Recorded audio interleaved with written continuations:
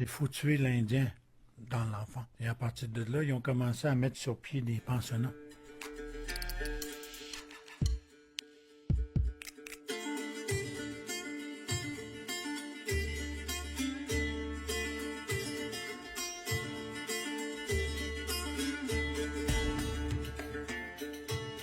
J'ai toujours en mémoire toute la durée de ce voyage, parce que nous sommes arrivés durant la nuit à La Tuque. Les enfants de 5, 6, 7 ans pleuraient. Et pendant les 2 premières semaines que nous étions au pensionnat, à tous les soirs, j'entendais les enfants pleurer pendant toute la nuit. La seule langue dont je parlais à l'époque, c'était ma langue maternelle, le cri. Je ne comprenais pas ce qui se passait. Les 2 premières années, j'ai refusé carrément de parler à qui que ce soit. Les gens qui travaillaient dans ces pensionnats comprenaient très bien et très vite qu'ils étaient dans une situation de contrôle absolu de ces âmes perdues que nous étions. Les abus s'en sont suivis, sexuels, physiques, violences, parfois dans certains pensionnats des meurtres. J'ai tout simplement compris qu'on m'a arraché de mes parents et de chez moi, qui était la forêt. Ça, je l'ai compris et c'est pour ça que j'étais en colère. Moi, j'ai resté 10 ans et on était divisés en groupes de grandeur, de grosseur. Moi, j'avais 6 ans. On a été déshabillés complètement. On se faisait laver par de l'eau qui sortait des murs. Puis il fallait être tout nu. On a eu beaucoup de misère à comprendre l'eau du mur. Aussi, à un moment donné, on avait faim, à un moment donné. Ça a été épouvantable comme apprentissage. Il y en a plusieurs qui ont tombé malades à cause qu'ils avaient faim. On a vu nos familles une fois de temps en temps. Mais tu finis par ne plus rentrer en contact avec ta famille.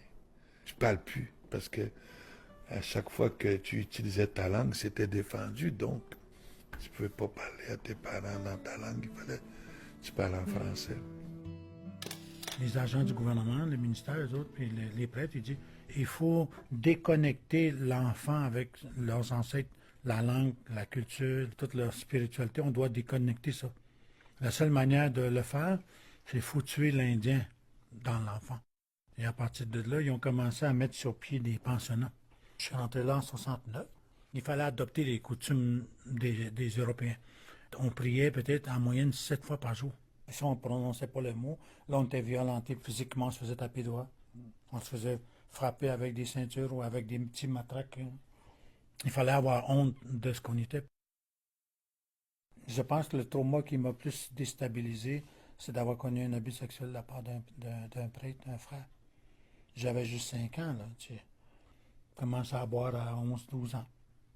Commencé à prendre des drogues dures à 14, 16 ans. Je vis avec des fantômes qui dérangent toute ma vie. Parfois, il y a des surveillants qui venaient nous réveiller pour aller à la messe, puis ils venaient nous réveiller, puis il mettait tout le temps sa main dans nos parties pour nous réveiller, puis quasiment chaque matin. À 6 ans, j'étais allée au pensionnat. 10 ans. J'ai beaucoup voyagé dans le Canada. J'ai beaucoup entendu les témoignages des survivants des pensionnats. Il y a une grand-mère qui racontait, quand vous êtes partis au pensionnat, on entendait les mamans pleurer. Parce qu'il n'y avait plus d'enfants dans le village. Plus d'enfants. Quand elle m'a dit ça, là, je suis partie à pleurer. Là, je pensais à mes grands-parents. Ils devaient être tristes. Je pensais à ma mère. On est toutes parties au pensionnat. 7. C'est du jour au lendemain, plus d'enfants. Il y en a une qui est décédée ici. Ouais, ma mère a vécu ça. Encore, là, la colère est très présente en moi. Il y a la honte aussi.